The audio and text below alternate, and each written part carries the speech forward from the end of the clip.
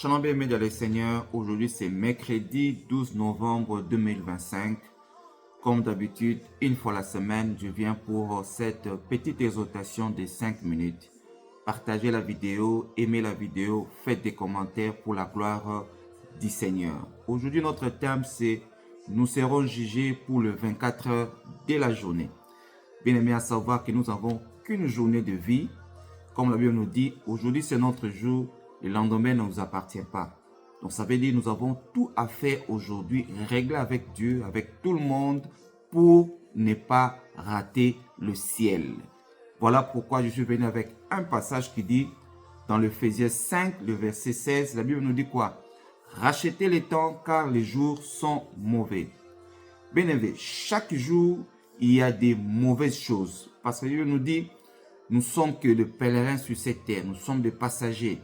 Alors, la vie que nous menons ici sur la terre, nous devons être prudents en tant que des chrétiens. Marcher dans la crainte, marcher par l'amour, marcher selon les Écritures.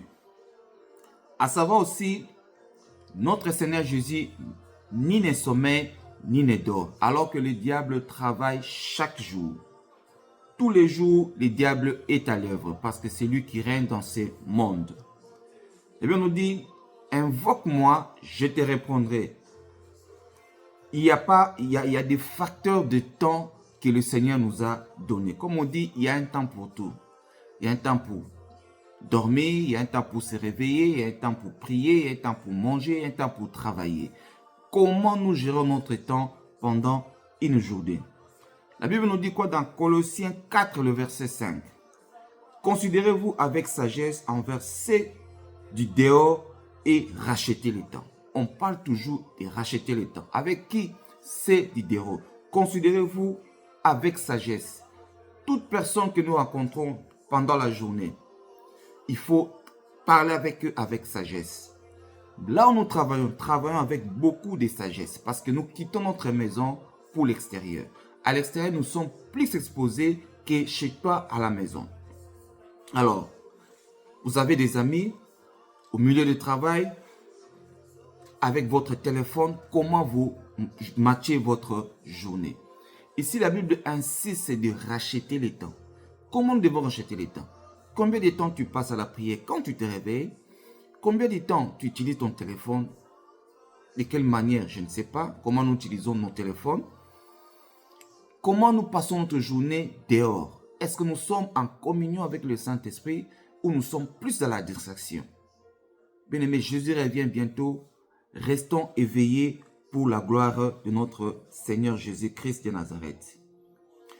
C'est pour cela qu'il faut avoir le Saint-Esprit en communion permanente.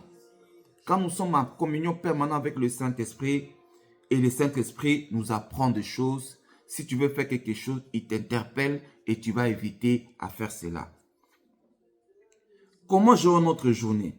Quand Dieu nous renouvelle la bonté le matin, la journée doit commencer avec Jésus le matin. Tu rends grâce à Dieu et tu laisses toute ta journée entre la main de Dieu. Parce que nous devons travailler. À la fin de la journée, qu'est-ce que la Bible nous dit? Il faut t'examiner. La Bible nous dit, examinons-nous les uns aux autres. Chaque jour, quand tu finis le travail, de rentrer à la maison, avant de dormir, commencer à examiner ta journée. Comment ça a été ta journée? Et c'est par là que tu comprendras, là où tu as trébuché, dans la prière et demander pardon. Parce que pour ne pas dormir avec des fardeaux, avec des péchés. Il faut toujours confesser ce que tu as fait du mal pendant la journée.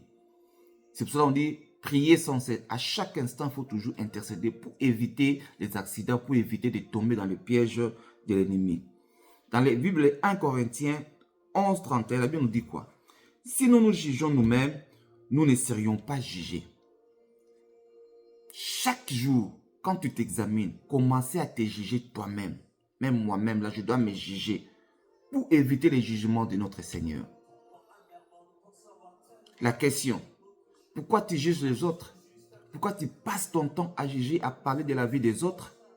Alors, il faut commencer d'abord à te juger toi-même pour éviter à tomber dans le piège de l'ennemi. Arrêtons de juger les autres. Voilà un peu ce que j'avais à partager avec vous. Restons vigilants, veillons les uns les autres, prier pour les amis, pour les frères. Là, c'est l'amour que Dieu nous demande de prier pour les uns les autres. Et Dieu va nous sécuriser pendant une journée. Le lendemain ne nous appartient pas. Que Dieu vous bénisse et partagez la vidéo pour la gloire du Seigneur.